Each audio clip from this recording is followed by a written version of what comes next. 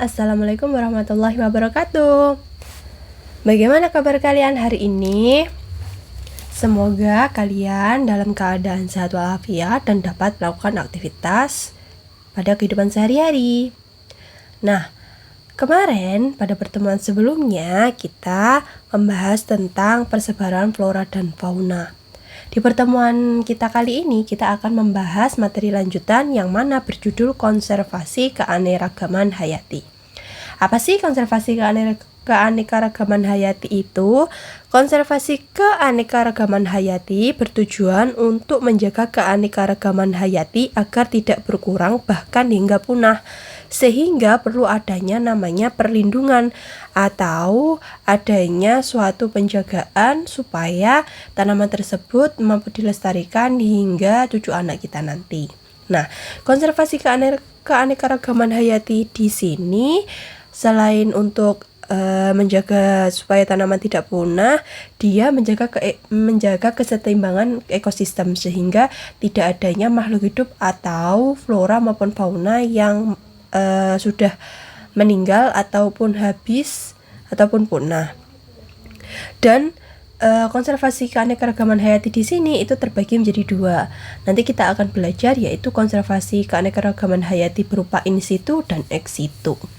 Nah, di sini sudah ada gambar berupa adanya marga satwa, Suaka Marga Satwa, dan ada namanya Taman Kebun Raya Bogor. Nah, kira-kira nanti konservasi itu berupa Suaka Marga Satwa ataupun berupa Taman Kebun Raya. Yang pertama, kita akan membahas tentang pelestarian berupa in situ. Apa sih pelestarian in situ itu? Pelestarian in situ itu adalah merupakan upaya konservasi untuk melindungi keanekaragaman baik flora, fauna, hingga ekosistem di suatu habitat aslinya.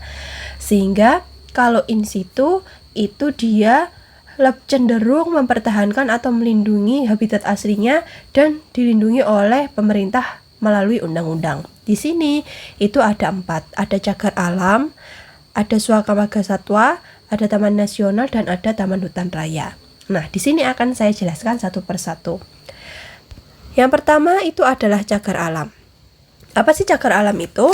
Cagar alam adalah sebuah kawasan suaka alam yang melindungi flora maupun fauna beserta habitat aslinya tanpa campur tangan orang lain atau tanpa campur tangan manusia, sehingga di situ itu biasanya asli dari tanaman ataupun hewan beserta ekosistemnya tanpa dirubah sedikit pun. Yang kedua yaitu Suaka Marga Satwa. Suaka Marga Satwa itu adalah kawasan hutan yang mana dia itu melestarikan berbagai jenis satwa pada habitat aslinya. Jadi di situ biasanya terdapat hewan-hewan asli yang tanpa merubah habitat aslinya.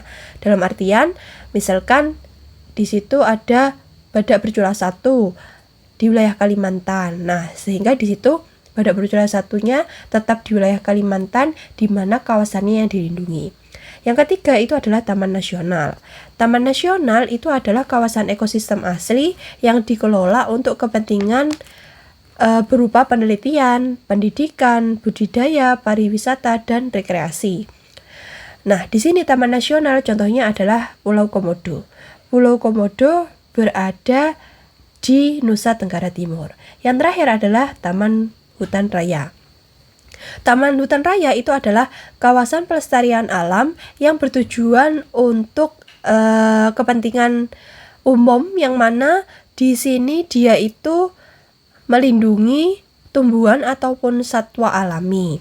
Nah, karena tujuannya untuk kepentingan umum, biasanya Taman Hutan Raya itu digunakan untuk tempat rekreasi atau konservasi. Kemudian selanjutnya ada pelestarian ex situ.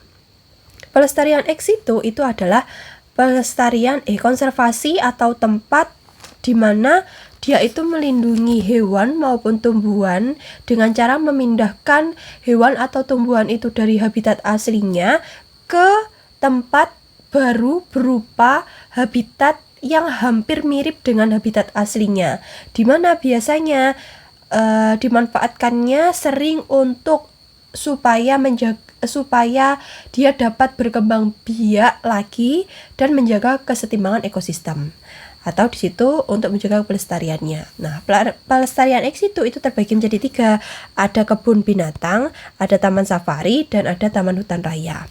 Nah, sekarang saya akan menjelaskan satu persatu. Kebun binatang.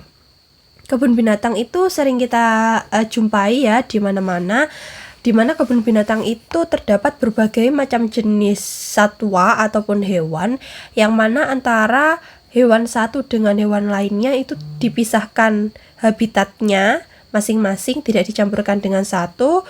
Supaya apa? Supaya menjaga agar hewan tersebut tidak berkelahi, sehingga biar tidak meninggal dan tidak punah. Nah, kebun binatang ini biasanya dia itu selain memetakan hewan dengan habitat-habitatnya tanpa dicampur, kebun binatang sering mendatangkan hewan-hewan dari luar negeri maupun di dalam negeri, yang mana dia itu memindahkan dari habitat aslinya, dipindahkan ke kebun binatang yang akan dibuat semirip mungkin. Kemudian yang kedua ada taman safari. Nah, taman safari itu biasanya dia itu hampir sama seperti kebun binatang, tapi kecenderungannya dia itu kita lebih dapat menikmatinya dengan lingkungan yang sangat-sangat dibuat hampir mirip, dimana tujuannya supaya dapat melestarikan flora dan fauna yang ada di situ. Nah, sedangkan yang terakhir adalah taman hutan raya. Taman hutan raya itu adalah taman hutan yang sebagiannya itu bisa masih asli dan sebagiannya dibuat semirip mungkin dengan lingkungan buatannya, supaya flora dan fauna yang hidup di dalamnya itu merasa dirinya itu aman di sana, merasa dia itu tidak berpindah dari tempat aslinya, dan dapat dimanfaatkan sebagai tempat konservasi maupun sebagai tempat pelestarian. Nah, antara kebun binatang, taman safari, dan taman hutan raya, kecenderungannya kalau pelestarian ex situ itu tujuannya lebih ke tempat hiburan. Selain itu juga sebagai tempat pendidikan. Biasanya kita ke taman safari, ke kebun binatang sebagai tempat pendidikan mengenal satwa, flora dan fauna. Kemudian sebagai tempat riset atau sebagai tempat penelitian. Dan yang terakhir jelas sebagai tempat konservasi atau tempat pelestarian bagi satwa maupun tumbuhan yang mulai punah ataupun yang sudah terancam punah. Oke, demikian materi terakhir yang ada di bab ekosistem ini. Semoga kalian semua paham, kemudian catat bagi kalian yang bagi penting menurut kalian, dan silahkan dimulai untuk melengkapi catatannya supaya di pertemuan yang akan datang ketika ada latihan soal dapat mengerjakan dengan maksimal dan mendapat nilai yang maksimal juga. Oke, baik semuanya. Wassalamualaikum warahmatullahi wabarakatuh.